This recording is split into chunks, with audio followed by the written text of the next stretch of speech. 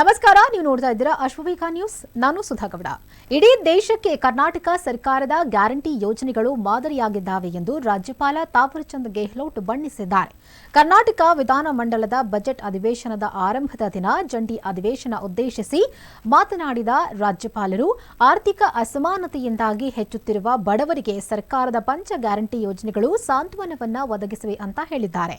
ಸರ್ಕಾರದ ಗ್ಯಾರಂಟಿ ಯೋಜನೆಗಳಾದ ಶಕ್ತಿ, ಅನ್ನಭಾಗ್ಯ, ಯುವನಿಧಿ, ಗೃಹಲಕ್ಷ್ಮಿ, ಗೃಹ ಜ್ಯೋತಿಯು ಯಶಸ್ವಿಯಾಗಿ ಜಾರಿಗೊಳಿಸಲಾಗಿದೆ. ಸರ್ಕಾರವು ಜಾರಿಗೆ ತಂದ ಗ್ಯಾರಂಟಿ ಯೋಜನೆಗಳಿಂದ 2 ಕೋಟಿಗೂ ಅಧಿಕ ಕುಟುಂಬಗಳು ಬಡತನ ರೇಖೆಯಿಂದ ಹೊರಗೆ ಬಂದಿವೆ. ರಾಜ್ಯದ 5 ಕೋಟಿಗೂ ಹೆಚ್ಚು ಜನರು ಮಧ್ಯಮ ವರ್ಗದ ಸ್ಥಿತಿಗೆ ಬಂದಿರುವುದು ಜಾಗತಿಕ ದಾಖಲೆಯಾಗಿದೆ ಎಂದು ರಾಜ್ಯಪಾಲರು ಹೇಳಿದ್ದಾರೆ. ರಾಜ್ಯ ಸರ್ಕಾರ ಭವಿಷ್ಯದತ್ತ ದೃಷ್ಟಿ ನೆಟ್ಟಿರುವ ಸರ್ಕಾರ. ಈ 8 ತಿಂಗಳಿನಲ್ಲಿ 77,000 ಕೋಟಿಗೂ ಹೆಚ್ಚು ಬಂಡವಾಳ ರಾಜ್ಯಕ್ಕೆ ಹರಿದು ಬಂದಿದ್ದು, ಜನವರಿ ತಿಂಗಳ ಅಂತ್ಯದವರೆಗೆ ನಮ್ಮ ರಾಜ್ಯದ ಜಿಎಸ್ಟಿ ಸಂಗ್ರಹಣೆಯ ಬೆಳವಣಿಗೆಯ ದರವೂ ಕೂಡ ಇಡೀ ದೇಶದಲ್ಲಿಯೇ ಪ್ರಥಮ ಸ್ಥಾನದಲ್ಲಿದೆ.